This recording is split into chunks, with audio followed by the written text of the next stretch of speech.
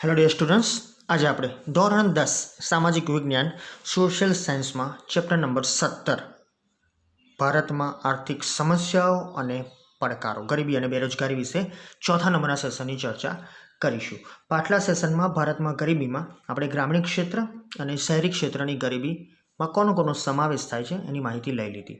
સંપૂર્ણ ફક્ત તમને નામ જ આપ્યા દે બંનેમાં કે કઈ વ્યક્તિઓ કયું જૂથ અંદર આવી શકે છે.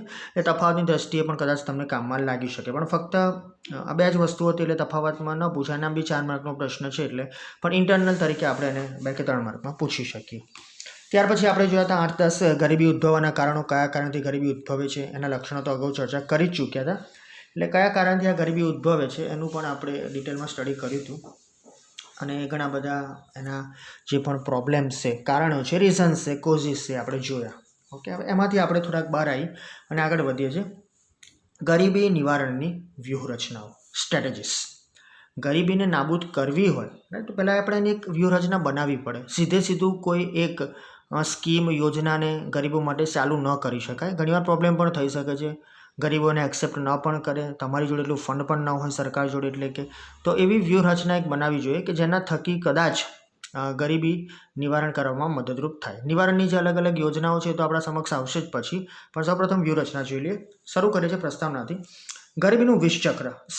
ગરીબી એક એવી પરિસ્થિતિ છે, જનરલી તમે જોવા જાઓ તો ગુણાત્મક રીતે આપણે લઈએ છીએ, ગણતરીમાં લઈએ અને ક્વોન્ટિટેટિવ એટલે કે જનરલી ક્વોલિટેટિવ ક્વોન્ટિટેટિવ બે અલગ ભાગ પાડતા હોય છે, પરંતુ ગુણાત્મક આપણે એટલા માટે લઈએ છીએ કે કદાચ એમાંથી આપણે બહાર આવી શકીએ, કદાચ કોઈ સુધારા વધારા કરીએ તો આવી શકીએ. અને એને આંકડાકીય માહિતીની રમત છે એટલે ક્વોન્ટિટેટિવ નથી કહેતા, છતાંય ક્વોન્ટિટીમાં માપી શકાય છે.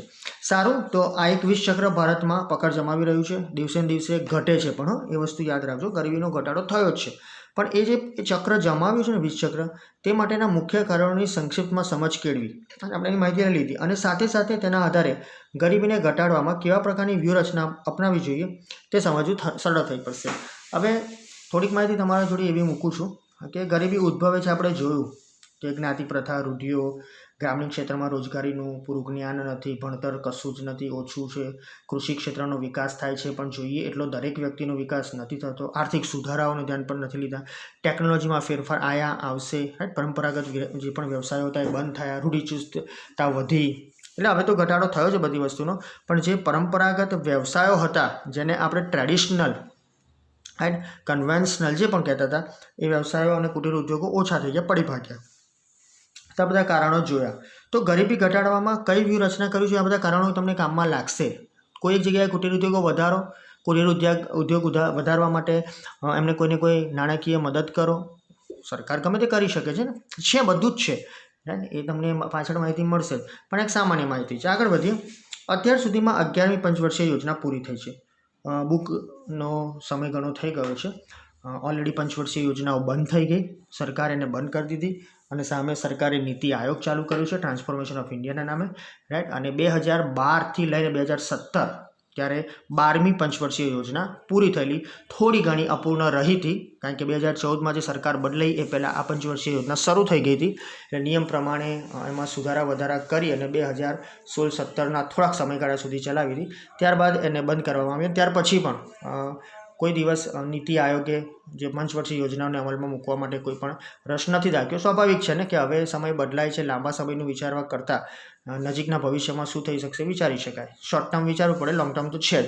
એટલે 5 વર્ષની યોજનાઓમાં ઘણીવાર ઘણી વસ્તુ ફૂલફિલ નહોતી થતી એટલે બંધ થઈ ગઈ. પણ તમારા જ્ઞાન ખાતર 12મી પંચવર્ષીય યોજના છેલ્લી હતી 2012થી 17. આજે 11મી પંચવર્ષીય યોજના છે એ 2007થી લઈ અને 2012 સુધી ચાલેલી, પણ 2010 પછી થોડુંક ડામાડોળ થયું હતું.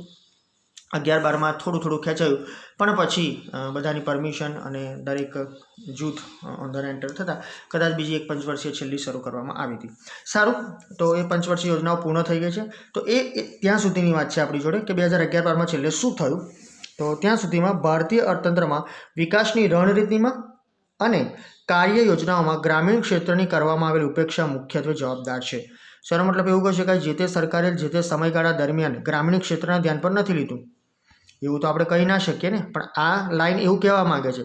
તો સરકારે પ્રયત્નો કર્યા જ છે અને કરશે જ, ભૂતકાળમાં કર્યા હતા જ, પણ કોઈ ક્ષેત્ર એવું રહી ગયેલું ગ્રામીણમાં કે જ્યાં કાર્ય યોજનાઓનો એ લોકોને લાભ ન મળ્યો.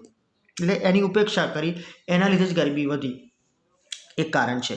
ભારતીય અર્થતંત્રનું સુવર્ણ શિખર તમે જાણો છો કે ટોચ પર હોય, પણ ભારતીય અર્થતંત્રનું જે સુવર્ણ શિખર છે ભલે ને શહેરમાં હોય, શહેરમાં જ છે જનરલી, ક્યાં કે અર્બનાઇઝેશન શરૂ થઈ ગયું છે, શહેરીકરણ જે શરૂ થયું છે, રાઈટ, એના કારણે લોકો ત્યાં શહેર તરફ વળ્યા છે, પરંતુ મૂળિયા તો ગામડામાં જ છે.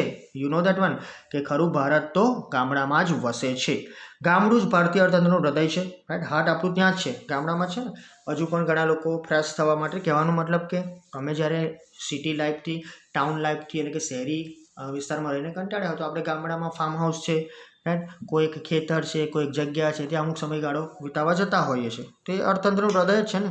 સો એને ધબકતું અને સમૃદ્ધ રાખવા માટે અંદાજપત્રમાંથી મોટો હિસ્સો ગ્રામોદ્ધાર પાછળ ખર્ચાવો જોઈતો હતો. આ વાત વિદ્યાર્થી મિત્રો 2011-12 સુધીની છે, રાઈટ, જે પંચવર્ષીય યોજનાઓ હતી, રાઈટ, એમાં એટલે જે છેલ્લી પંચવર્ષીય યોજના શરૂ થઈ 12મી ત્યાં સુધી હોય, તો આપણે 11મીની વાત કરીએ તો આપણે એમાં જોઈએ કે ગ્રામોદ્ધાર પાછળ અંદાજપત્ર એટલે બજેટ, બજેટમાંથી જે ખર્ચ થવો જોઈએ ગામડા પાછળ નહોતો થતો. સો ભારતનો સાચો આર્થિક વિકાસ, સાચો સામાજિક વિકાસ અને સાચો સાંસ્કૃતિક વિકાસ, એટલે આર્થિક, સામાજિક અને સાંસ્કૃતિક ત્રણ વિકાસ ગામડાઓના વિકાસ દ્વારા જ શક્ય છે. કારણ કે કોઈને કોઈ રીતે આપણે ગામડા જોડે રસ લઈને આગળ વધેલા છે અને ગામડા સાથે આપણે ટચ થયેલા છે. કહેવાનો મતલબ કે સંલગ્ન છે જ. સો હવે વર્તમાન સરકારે ગ્રામોદયથી ભારત ઉદય, યાદ રાખજો, ગ્રામોદયથી ભારત ઉદયના કાર્યક્રમ દ્વારા ગ્રામોદ્ધાર થકી દેશો દ્વારના મૂળ વિચારને અમલમાં મૂકીને કેન્દ્ર અને રાજ્ય સરકારોએ ગરીબી નિર્મૂલન માટે ગ્રામીણ ક્ષેત્રે માળખાગત સુવિધાઓ, કૃષિ ક્ષેત્રનો વિકાસ અને ગૃહ ઉદ્યોગ, કુટીર ઉદ્યોગ, લઘુ ઉદ્યોગોનો વિકાસ પર સવિશેષ ભાર આપીને અનેક નવી યોજનાઓ અને કાર્યક્રમો અમલમાં મૂક્યા છે. એના દ્વારા રોજગારની તકો સર્જાશે અને પરિણામે આવક વધતા ગરીબી ઘટશે. ખૂબ લાંબુ સેન્ટેન્સ છે અને ફકરા જેવું જ છે, પણ એટલું યાદ રાખજો કે ભારત સરકારે ગ્રામોદયથી ભારત ઉદય કર્યું છે. એટલે જો ભારતનો ઉદય કરવો હોય, right, shining India, incredible India, whatever the different type of the slogans were there, પણ એ બધાને ફોલો કરવું હોય, રાઈટ, તો એ ગ્રામોદયથી જ શરૂ થશે. અને આના થકી ગ્રામોદ્ધારને દેશોદ્ધાર સુધી લઈ ગયા અને મૂળ વિચારને આપણે કેન્દ્ર અને રાજ્ય બંને સરકારે કોઈને કોઈ રીતે અમલમાં મૂકી અને ગરીબીને દૂર કરવા માટે આ બધી જ માળખાગત સુવિધાઓ, જેટલી પણ માળખાગત સુવિધાઓ છે, રાઈટ, જે આપણે ઇન્ફ્રાસ્ટ્રક્ચરલ ફેસિલિટીઝ કહીએ છીએ, રાઈટ, રોડ, સ્કૂલ, જે પણ ઇન્ફ્રાસ્ટ્રક્ચર આવતું હોય, જે પણ આરોગ્ય ક્ષેત્ર હોય, જે બધી સુવિધાઓ પૂરી પાડતી હોય, બધું ગ્રામ્ય ક્ષેત્ર વધવું જોઈએ.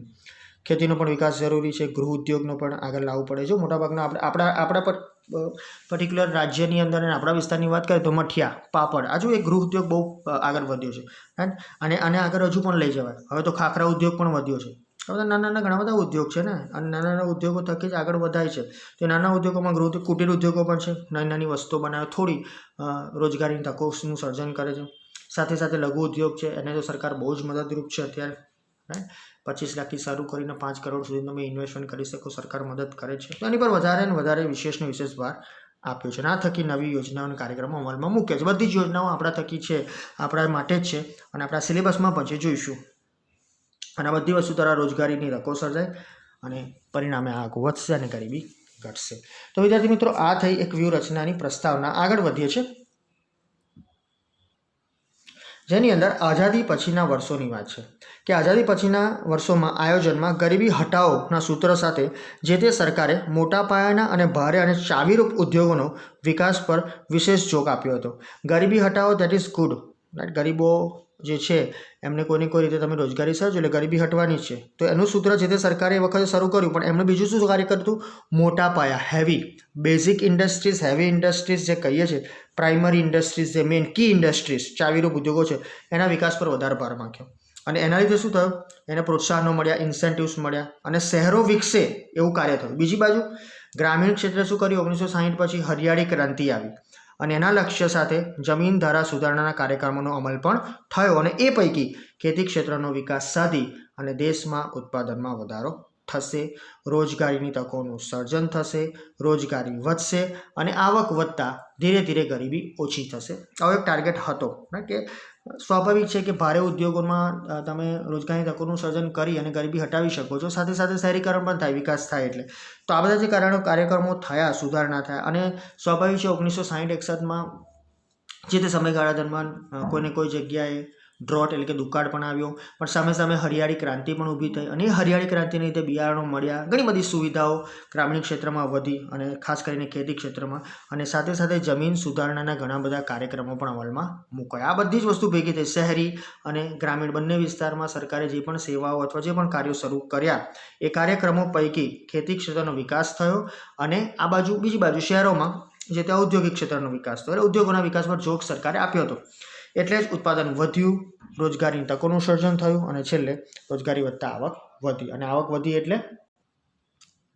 એટલે ગરીબીની સ્થિતિ સુધરી અને સુધરશે એવી માહિતી આપણા જોડે છે અને આપણે ધ્યાન પર લઈએ જ છે. એને લઈને જ આપણે આગળ વધવાનું છે.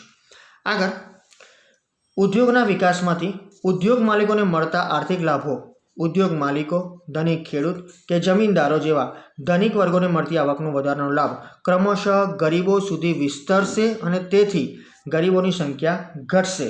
પરંતુ આ વ્યૂહાત્મક આશાવાદ ઠગારો નીવડ્યો. દેટ મીન્સ કે એમનું જે એક્સપેક્ટેશન હતું સરકારનું કે આ ભાઈ કોઈને કોઈ રીતે આપણે ઉદ્યોગોનો વિકાસ કરીએ, કોઈને કોઈ રીતે ખેતી ક્ષેત્રને આગળ લાવીએ, બધું કર્યું, પણ થયું શું? ઉદ્યોગોના વિકાસમાંથી ઉદ્યોગ માલિકોને લાભ તો મળ્યો, રાઈટ? એ ઉદ્યોગો માલિકો કોઈને કોઈ રીતે આર્થિક લાભ મેળવતા થયા. ધનિક ખેડૂતો જે રીચ ફાર્મર્સ કહેવાય એ લોકો સ્વાભાવિક રીતે રીચ તો બન્યા, ધનિક પણ બન્યા. સાથે સાથે જમીનદારો, જે જમીનદારો પહેલેથી જે સિસ્ટમ હતી કે એ લોકોની જમીન લઈ અને સામે પૈસા આપતા હતા, એ જમીનદારો હતા, એ વગેરે જેવા લોકો ધનિક વર્ગોની મળતી આવકમાં વધારાનો લાભ થયો.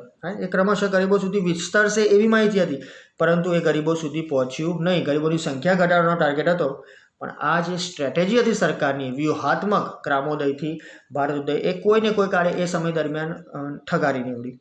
દેશમાં આર્થિક વિકાસની ગતિ ધીમી રહી અને મંદ આર્થિક વિકાસની સાથે આવકની અન્યાયી અને અસમાન વહેંચણી થતાં આવક અને સંપત્તિનું કેન્દ્રીકરણ, સેન્ટ્રલાઇઝેશન સમાજના ટોચના અમુક ધનિકોના હાથમાં જ રહ્યું. હવે આવું થાય કે કોઈ એક જ વ્યક્તિ બધા જ ડિસિઝન લેતું હોય, બધા જ નિર્ણયો ફક્ત એક જ વ્યક્તિના હાથમાં હોય, ત્યારે આપણે એને કેન્દ્રીકરણ કહીએ છીએ. જનરલી અમુક વસ્તુમાં સરકાર પોતે જાતે નિર્ણય લે છે, સારી વસ્તુ કહેવાય, પણ ગામડા લેવલમાં સરપંચ સાથે ડિસિઝન લે, સારું કહેવાય. પરંતુ જ્યારે કેન્દ્રીકરણની વાત આવે તો જ્યારે અમુક નિશ્ચિત આવક ધરાવતા લોકોની હાથમાં નિર્ણયો જતા રહે ત્યારે દેશનો વિકાસ અટકશે જ અને લોકો જ કદાચ કોઈને કોઈ રીતે આર્થિક વિકાસ રીતે આગળ વધશે. તો આ મંદ આર્થિક પરિસ્થિતિ અથવા સ્થિતિ જે હતી વિકાસની, એમાં આવકની અન્યાયી એટલે કે પ્રોપર જે લોકોને આવક મળવી જોઈએ એ અન્યાયી ન્યાયિક તરીકે ન મળી, અને બીજું અસમાન વહેંચણી. હવે એ તો દુનિયાભરનો પ્રશ્ન છે જ, ખાસ કરીને વિકસિત દેશોમાં પ્રશ્ન ઊભો નથી થતો અસમાન આવકની વહેંચણી, પણ જે વિકાસશીલ દેશો છે, રાઈટ, લેસ ડેવલપ છે, ઓછા વિકસિત દેશો છે, અને કહી શકાય કે બહુ જ અલ્પ વિકસિત દેશો છે, આ બધા દેશોની અંદર આવકની વહેંચણી તો અસમાન છે જ. પણ છતાં આવક અને સંપત્તિનું કેન્દ્રીકરણ થયું, એટલે જે પણ આવક આવતી હતી, સંપત્તિ આવતી હતી, વેલ્થ, ઇન્કમ અને વેલ્થ જે પણ કહે, એ કેન્દ્રીકરણ સમાજના ટોચના અમુક લોકોના હાથમાં જ રહ્યું અને આ જ રીતે કાર્ય વધતું ગયું અને લાભોનું વિસ્તરણ ન થયું. મારા તમારા જેવા જે મધ્યમ વર્ગના લોકો છે, જે નીચી આવક ધરાવતા લોકો, ગરીબ લોકો છે અમુક, એનો લાભોને ન મળ્યા, એનો લાભનો કોઈ ફાયદો એમને ન થયો અને ગરીબોની સ્થિતિ પણ સુધરી નહીં. તો આવકની અસમાન વહેંચણી થતાં ધનિકો વધુ ધનિક બન્યા, ગરીબો વધુ ગરીબ બન્યા. આમ તો આ 2-3 માર્કનો પ્રશ્ન છે, ઇન્ટરનલ તરીકે પૂછી શકાય આપણે, પણ યાદ રાખશો કે આ બધી પરિસ્થિતિને કારણે જ ધનિકો વધુ ધનિક, ગરીબો વધુ ગરીબ બન્યા અને પરિસ્થિતિ હજુ પણ સુધરી નથી અને જ પરિસ્થિતિમાં આપણે ચાલીએ છીએ. બીજું, બુક તમારી સાથે રાખજો છો વિદ્યાર્થી મિત્રો, તમે થોડી પ્રોપર પણ માહિતી મળી જાય. સરકારે આવકની અસમાનતા દૂર કરવા માટે કરવેરાની નીતિમાં ગરીબોને જીવન જરૂરિયાતની વસ્તુઓ મળી રહે, તેનું ઉત્પાદન વધે તેવા હેતુસર ધનિકોની વપરાશી ચીજવસ્તુઓ કે સેવાઓ કે મહોત્સવ કે ભોગવિલાસની ચીજવસ્તુઓ અને સેવાઓ પર તથા તેઓની આવક ઉપર ઊંચા દરે કરવેરા લાદ્યા. સરકારનું આ પગલું પ્રશંસનીય હતું, અત્યારે પણ પ્રશંસનીય કહી શકાય. કે કદાચ તમને ના ખ્યાલ હોય તો ફરી તમને સમજાવું છું કે સરકારે જે આવકની અસમાનતા હતી ને, કે કોઈ એક નિશ્ચિત વર્ગની આવક વધુ હતી, એ વધુને વધુ પૈસાદાર થતો હતો, વધુ ધનિક થતો હતો, તો એના માટે શું કર્યું સરકારે? નીચલો વર્ગ હતો એને તો કોઈ ટેક્સ ભરવાનો હોતો જ નથી, કારણ કે અમુક નિશ્ચિત સમય મર્યાદામાં, અમુક નિશ્ચિત આવક મર્યાદામાં તમારે એ સમયગાળા દરમિયાન એ વર્ષનો ટેક્સ ભરવો પડે, પરંતુ તમે આવકમાં આવતા જ નથી, તમારે ટેક્સ ભરવાની જરૂર નથી. પણ જે લોકો એ આવકમાં એ પર્ટિક્યુલર સ્લેબમાં આવે છે, રાઈટ, એ દૂર કરવા માટે કરવેરાની જે નીતિ, ટેક્સેશન પોલિસી બની, એમાં ગરીબોને જીવન જરૂરિયાતોની વસ્તુઓ મળી રહે.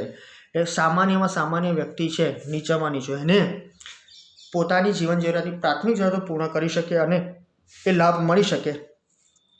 કોઈપણ વસ્તુનું ઉત્પાદન વધે અને એ જ હેતુથી ધનિકોની વપરાશી ચીજવસ્તુઓ, સેવાઓ, ભોગવિલાસ, મોજ શોખની વસ્તુઓ અને સેવાઓ પર સરકારે વધુને વધુ કર નાખ્યો.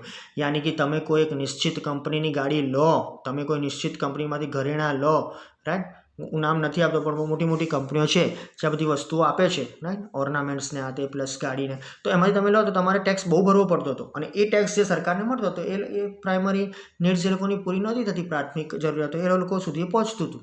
સરકારનો ટાર્ગેટ, સરકારનો હેતુ એ જ હતો કે દરેક જણને આ ફાયદો થાય. એટલે વધુ ભોગવિલાસ, વધુ પડતી વપરાશી ચીજ વસ્તુ જે ધનિકો માટે વપરાય છે, મોજ શોખની વસ્તુ, એની પર વધારે ટેક્સ નાખ્યો. એટલે ઊંચા દરે સરકારે એની પર કરવેરા નાખ્યા. અને તેની સાથે ગરીબોની ચીજવસ્તુઓ પાછળ વપરાશી ખર્ચ વધી ન જાય.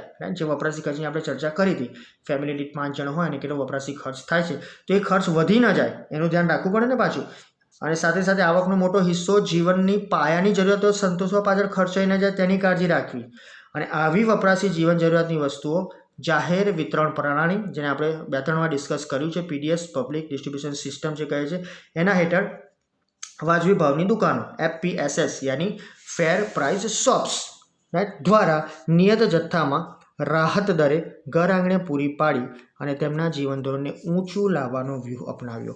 એ સરકારે આ જે વ્યૂહ અપનાવેલો સારું હતું કે ધનિકો ઉપર, મોજ શોખની ચીજવસ્તુ પર વધારે ટેક્સ લાગવો અને જે પૈસા આવે એનો ગરીબો માટે ઉપયોગ થાય અને ગરીબો સુધી વસ્તુ પહોંચે અને એમનો વપરાશી ખર્ચ ન વધે, રાઈટ. જે તે રાજ્યમાં, જે તે જગ્યાએ, જે તે સરકારે આ બધા પ્રયત્નો કર્યા છે. શહેરી વિસ્તારમાં 5000 છે અને ગ્રામ્ય વિસ્તારમાં 4080. તો વપરાશી ખર્ચ એમનો ન વધવો જોઈએ. એ વધશે તો પછી લોકો આવક બીજી ક્યાંથી લાવશે? એટલા માટે જ જે કરવેરા નાખ્યા ઊંચા દરે, એનો લાભ આ લોકોને મળ્યો. પાયાની જરૂરિયાતો સંતોષાઈ જાય એવી કાળજી રાખી અને પૂરેપૂરો ખર્ચ આ પાયાની જરૂરિયાતમાં વપરાઈ ન જાય એટલા માટે જ પીડીએસ, FPSS દ્વારા ચાલુ કરી. એટલે જે પણ પીડીએસ, જે જાહેર વિતરણ પ્રણાલી જે છે, રાઈટ, એમાંથી તમને મેં કહ્યું હતું ઘઉં, ચોખા, પછી દાળ પણ મળે છે, રાઈટ, અને સાથે સાથે ચણા અમુક વાર, તેલ ઓછું છે પણ કેરોસીન મળતું હોય છે, મોરસ મળતી હોય છે, વચ્ચે લોટ પણ આપતા હતા, ઘઉંની જગ્યાએ ઘઉંનો લોટ આપતા હતા. તો આ બધી વસ્તુઓ જીવન જરૂરિયાતની અમને મળી રહે છે. એટલે એ જે કમાય છે ને એ બીજી જગ્યાએ લોકો યુઝ કરી શકતા હતા. તો આ બધો વ્યૂહ અપનાવ્યો અને આમ ધનિક વર્ગની વસ્તુઓનું ઉત્પાદન ઘટે અને ઉત્પાદનના સાધનોની ફાળવણી, જે આપણે ચેપ્ટર નંબર 15-16માં જોઈ ગયા છે, એ ઉત્પાદનના સાધનો જે ફાળવણી છે એ ગરીબોની ચીજવસ્તુઓના ઉત્પાદન તરફ વધે તેવા પ્રયત્નો સરકારે કર્યા. એટલે ધનિકો કોઈ વસ્તુનો ઉપયોગ ઘટાડે, સ્વાભાવિક છે, ટેક્સ વધારે નાખો તો ચલો હવે નથી લેવી ગાડી, આવે છે જે છે એનાથી ચલાવીએ, આ એક સામાન્ય વસ્તુ છે. તો ધનિકો વધારે ટેક્સ આવશે તો ડિમાન્ડ, એટલે કે એની માંગ ઓછી થશે, એટલે એનું ઉત્પાદન પણ ઘટાડવું પડશે, પુરવઠો ઘટાડવો પડશે. અને જે ઉત્પાદનના સાધનો આપણે ફાળવીએ છીએ, જેટલા પણ સાધનો છે એ સાધન ફાળવીને ગરીબોની ચીજવસ્તુઓનું ઉત્પાદન વધવું જોઈએ, એવો સરકારે પ્રયત્ન કર્યો. આમ ગરીબોની રોજગારી વધે, એમની કાર્યક્ષમતા, એફિશિયન્સી વધે, ઉત્પાદકતા વધે, પ્રોડક્ટિવિટી, અને સાથે સાથે અંતે આવકમાં વધારો થાય તો જીવન ધોરણ પણ સુધરી શકે એવા પ્રયાસો સરકારે હાથ ધર્યા. એ સરકારની વ્યૂહરચના અહીં જુઓ તમે, ખોટી નથી. હજુ પણ સરકાર, કોઈ જૂની સરકાર હોય, નવી સરકાર હોય, ગરીબોને કોઈને કોઈ રીતે આર્થિક લાભ થાય એવું કરતી જ હોય છે. એટલે સરકારે બધું ઉત્પાદન વધારીને એક કાર્ય તો જ કર્યું કે ઉત્પાદન વધે એટલે રોજગારીની તકો સર્જાવાની જ છે, લોકોની કાર્યક્ષમતા વધશે, વધારે પૈસા લેવા માટે લોકો આગળ વધવાના જ છે, ઉત્પાદન પણ વધશે અને લોકોની આવક વધશે, સાથે સાથે જીવન ધોરણ સુધરશે, એટલે બાય ડિફોલ્ટ ગરીબીનું પ્રમાણ પણ ઘટી જ જશે.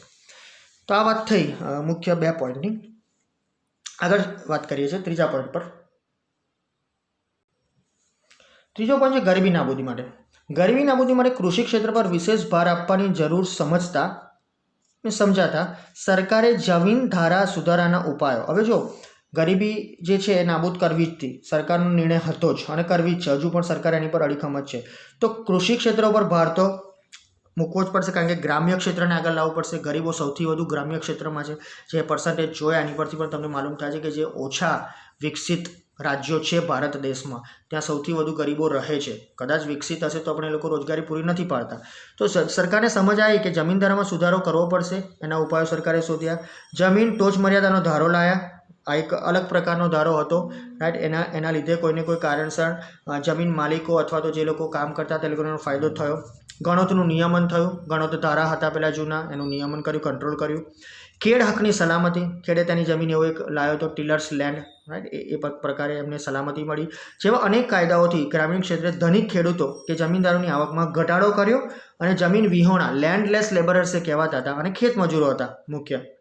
લેન્ડલેસ અને જે લોકો આ જ કાર્યમાં વપરાયેલા રહેતા હતા, આખો દિવસ પોતાની જે પણ શારીરિક શ્રમ તો આમાં જ આપતા હતા, અથવા તો ગણોતિયાઓ જે લોકો હતા એમની આવકમાં વધારો થાય.